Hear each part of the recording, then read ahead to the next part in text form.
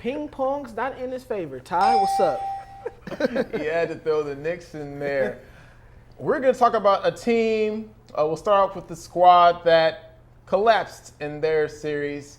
Marv, you sent the production email. How did you put it? What the happened to the Clippers?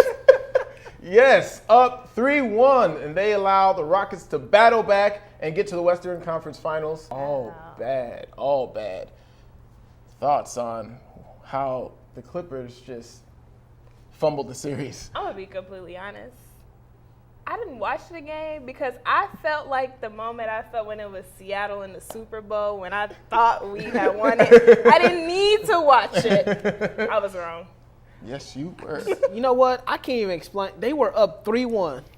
Remember we was on this set last week? Yes. And we was just like, well, we'll see the Clippers in the Western Conference Finals. That was her, especially. probably against the Grizzlies because the Grizzlies was dominating. No, Boy, we played against Golden State. I felt Golden State. But Zebo, You Zebo and Blake Griffin. Zebo and Blake Griffin. We want to see that. We want to see that. Okay. Boy, oh boy, has things changed within a week. The Clippers are now at home doing what we're doing, and Golden State and the Rockets are currently playing right now. And what happened? It has to be the Clippers' curse. Donald Sterling is at home laughing at them right now as we speak because there is no way possible that you're up 3-1. You're dominating them.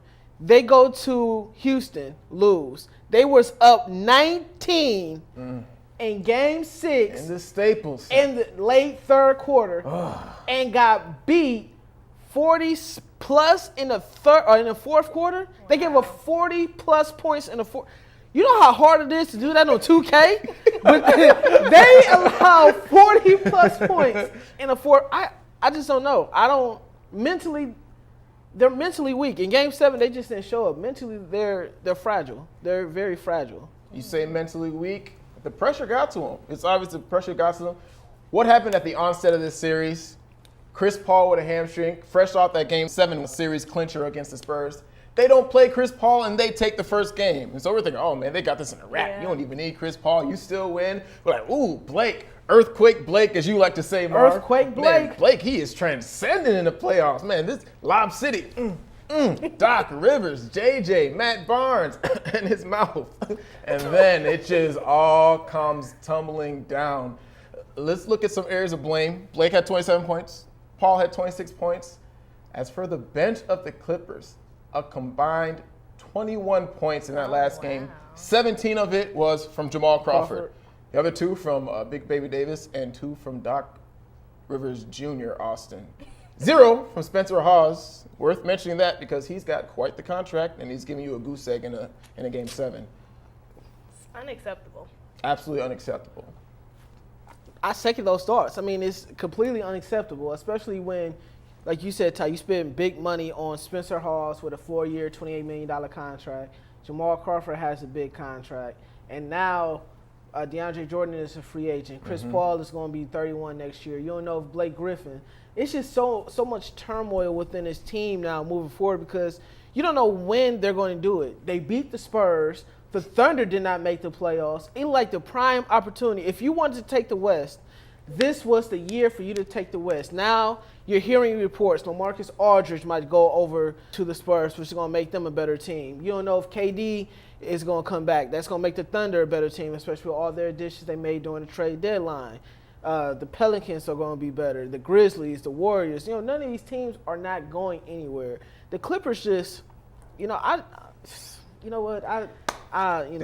Marvin. There you go. They definitely There you messed go. up. I don't know if we're just going to count them all the way out for next year, but they definitely dropped the ball when it was the prime opportunity. Like I said, I just knew that I was so sure, you know, I'm like, oh yeah, we'll see Steph Curry and Chris Paul again. Yeah, no. Yeah. Let's finish the segment, give some props where it's due. The Rockets, you know, they battled back. They could have tucked their tails and ran, but no, they fought back. So let's show some love, you know. And I think it's fitting at the end of the day to see the 2 top MVP contenders against each other in the finals. Marv, you're making a face over there. I know we should give credit to everybody.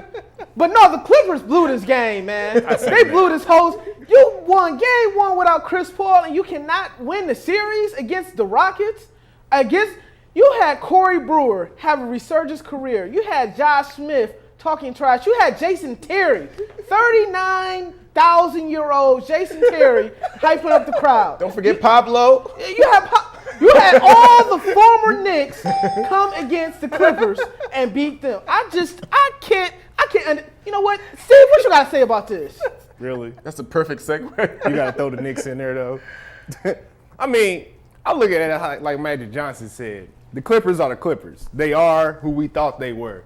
I mean, for them to lose against the Rockets after what they just did with the Spurs, it is such a letdown. It is such a disappointment. You know this team is going to get blown up. And to be quite honest with you, I thought they lost the series in Game 5 because they came out lackadaisical thinking they could win it at home, and they really didn't even show up that game.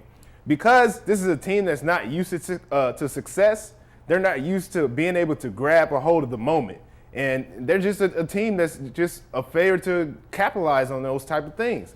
I mean, obviously, we talk about some things that are lacking in their roster. I mean, they have Chris Paul, they have Blake Griffin. Those guys showed up, except Blake Griffin didn't play that much defense in his last game. But they're missing a closer, man. They need a closer to help close out games, especially in situations like this when they need a shot at the end of the game, somebody to create a shot outside of Chris Paul. Your toughest guy can't be 6 foot tall like Shaquille O'Neal and Charles Barkley say. I mean, the Clippers got some issues to fix, especially in that Western Conference. But, man, that's such a letdown for them to be up 3-1, lose to the Rockets, and now we got to see James Harden versus Steph Curry, instead of Steph Curry crossing over Chris Paul one more time. You know what? Thanks, Steve. You know, we appreciate that. But before you move on, a big move that the Clippers should make, what do you think, Ty? Any big moves? If Pierce isn't too serious about hanging it up, he's made some big shots in his series. He added to his legacy. I mean, if you need someone to come off the bench and make a shot for you who's not afraid to, I want to see Pierce get out there, reunite with Doc Rivers. Melo. Capetra, do you think they should make a big move? Oh, definitely. They got to be able to close it out. Yeah, true too as well. Who you think? I think that they should probably get rid of their potential six-man of the year, Jamal Crawford, and maybe try to package them and find a sucker to take Spencer Hawes' contract. That's going to be tough. You know, a team maybe like New York. But let's go to the Western. But while we're talking about the Western Conference, I mean, we do have the battle of number